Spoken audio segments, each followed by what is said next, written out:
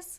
I know it's been a while, and I'm sorry about that. Things have happened in my private life that are not too great, but let's not focus on that.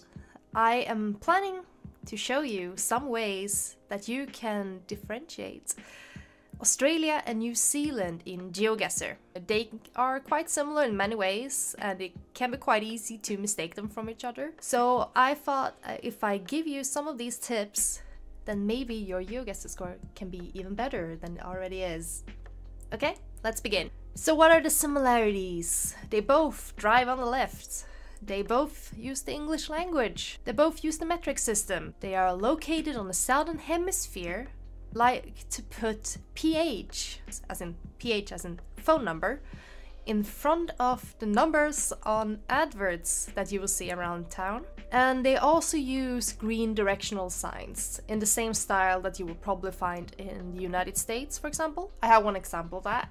This is probably not the best example of a green directional sign, but this is one of them. And you also find a lot of them around on the motorways, you know, the big ones that will show like, oh, next stop is Las Vegas, or next stop is Wellington, or Sydney, or you get the point.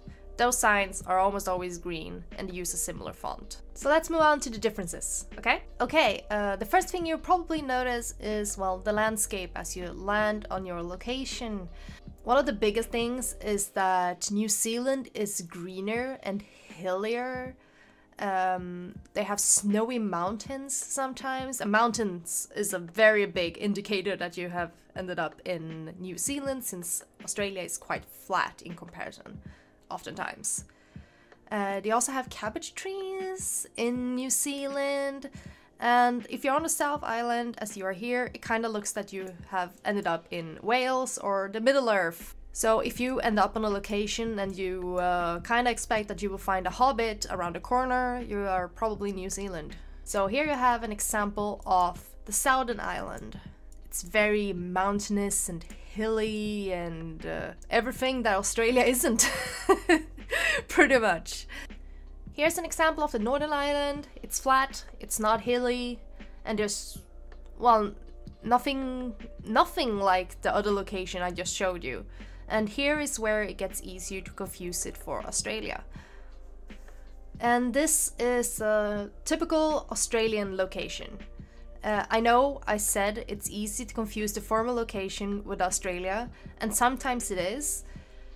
But many areas of Australia have red soil, and it's one of the things that most stand out for Australia. Australia is often quite dry, and they have a lot of open, flat, rural areas. And it's almost always flat, like no hills. With the exception of Tasmania and Victoria, they can have rolling hills. And those areas are the ones that's easiest to confuse with New Zealand. Here is an Australian location that could easily be confused with New Zealand. This is Tasmania. Australia is also very famous for its eucalyptus trees, and if you know how to recognize the eucalyptus tree, then great, because it's the only country where they grow. And here's some of them. I don't really exactly know how to describe them, you just kinda know, but they have white bark a lot of the time, and very bushy tops. So if you find that, it's an eucalyptus tree and you know for sure it's Australia. On the other hand, in New Zealand you have cabbage trees. They look like this, and they are special to New Zealand only. So Australia probably won't have these. I don't think I've seen it. I don't usually look for it. But if you see a lot of these, it's probably New Zealand, and if you see eucalyptus trees, it's Australia. You can use the roads to differentiate the countries. And if you see yellow lines, that's something that New Zealand uses. It's a no overtaking line. And they are yellow in New Zealand, while they are white in Australia. As you can see here. There are white no overtaking lines in Australia, and they are yellow in New Zealand. In New Zealand, you will sometimes find green or red bike lanes. They look like this, and it's just to show where bikes can go on the roads. Here's another example of a green bike lane going. This one is a lot more clear than the former one. But yeah, they look like these, and you will see them in New Zealand. The same as the yellow no overtaken lines, you will also see yellow lines to indicate that you are not allowed to park here. Or a parking area you will also see marked like these. Oh, our favorite, the bollards. They are different. Thankfully for us, because I use them a lot to differentiate the countries when I'm playing GeoGuessr. And this is a New Zealand bollard. They look a lot like the Polish ones, except these are way more flat. Here's the back side of it.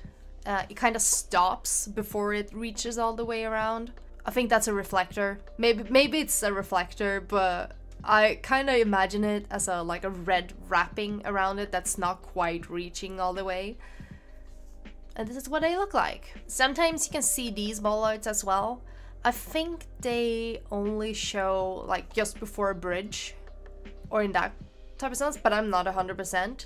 But they look like these, and they're also typical for New Zealand. And here's the bridge in question. On the other hand, this is an Australian bollard, and they kind of just have a little bit of red here. They are more similar to the Turkish bollards, in my opinion. It's not like a red wrap around it. They're quite different, and it's one of the best ways to actually tell them apart. You can use phone numbers to tell the countries apart. This I've found a little bit confusing, and I'll explain why in a second. But one of the main things that you will need to think about when it comes to phone numbers is that New Zealand will use 7-digit phone numbers after the directional number. Here's also the PH that I mentioned earlier, that both countries often use. And here you have an Australian 8-digit phone number. They look like this. There is more when it comes to the phone numbers, but while I was looking it up, I kind of got a little bit confused by the area codes and such. I read that New Zealand mobile numbers will start with 02 and Australian with 04. However, when I was looking it up, I've seen mobile numbers start with 04 in New Zealand several times. I think it was in the Wellington area where it is the directional number. So in risk of confusing people, I kept it out, but I want to mention that there is information to be found, and if you manage to figure it out, please leave a comment below, and hopefully I will learn it myself one day. The car plates are same in both, most of the time. There are some exceptions. In New South Wales, Australia, they are sometimes yellow, as you can see here. Here's an example of a car in New South Wales, Australia. And in the Northern Territory, you will sometimes find car plates with a reddish tinge to them. Victoria will sometimes have a black triangle, and Western Australia with a blue band, but it's often difficult to see. If that is too confusing, just remember that both of the countries have a white plate most of the time, with the exception of New South Wales, Australia. In general, there's not much car meta when it comes to either Australia or New Zealand. Only the difference that Australia's Generation 3 camera will have a small antenna pointing up. I don't think any of the cars in New Zealand has an antenna. I've also found this really weird car in Christchurch in New Zealand. I don't know how common it is, but I found it, so I just included it, cause. Okay, moving to signs. In Australia, the giveaway signs will have black text, and they look a lot like this. In New Zealand, they are red, or at least the text is. You will also see these small markers showing up before the sign, so pay attention to these. I also like to mention a quote that I heard from Ellen from Now On, who's a streamer on Twitch. She's amazing, and I love her. But she said, "Red and black, you're an outback. Red and red, you're an NZ." It works, okay? New Zealand would also sometimes have these little signs. They're always in rural areas. They are Frontiera ID marks, so that tankers can identify milk farms. In New Zealand, they will have red shields. They denote their highways and are quite common to see actually. They will never have red signs showing roads in Australia. Instead, in Australia, you will see, for example, M roads a lot. You will see A roads a lot. They are national roads and they go all through the entire country. Sometimes you can also find C roads, as you have here above. But beware, sometimes the national road will only have a single number, no letter in front of it. That's when you can accidentally confuse it for New Zealand. So beware of that. Speaking of C roads, I've also seen them around Tasmania and Victoria. And I've also seen D roads in Sydney specifically. But most of the time it's M roads or A roads. And here is an M road, for example, with a shield notifying it. Not red as in New Zealand. So when it comes to street signs, I spent a ridiculous amount of time trying to make sense of it, of which colors are used in both of these countries. A lot of the time, it seemed that like they can use whatever. But I don't think I've ever seen a white street sign. In New Zealand, they are usually like blue, green, yellow, different colors, and they can be blue and they can be green in Australia as well. But most of the times, they're white and they look like this. But this was confusing. And I could so be wrong on this. It's, I spent a lot of time trying to figure it out. In the end, I just said, yeah. But yeah, I've seen white, I've seen blue, and rarely I've seen green. But I think green is rare in both of these countries. Signs in New Zealand are most commonly on white posts and poles. As you can see here are 2 examples of that, and 3 examples of that actually, and more over here. In Australia, they put their signs on metal poles, and it doesn't matter if it's white or not. Australia, you can find these keep left signs that look like this. New Zealand does not have these at all. They don't have keep left signs. Instead, New Zealand have this thing. A blue thing pointing to the left. They can sometimes point to the right, but here they're pointing to the left. But the keep left sign is Australia specific. In New Zealand, their speed limit signs are on circular cutouts like this. On Wikipedia, I've seen them on square ones. I have not yet seen an example of that IRL, but here is an example of a typical New Zealand speed limit sign. In Australia, they are usually on rectangles like this. And sometimes they are on a pole like this, and sometimes they are standing on its own little pole. But here's an example of that. It's just not a circle. Here's another one. But in all, not circular. Sometimes I talk about camera generations, and Australia has all of them.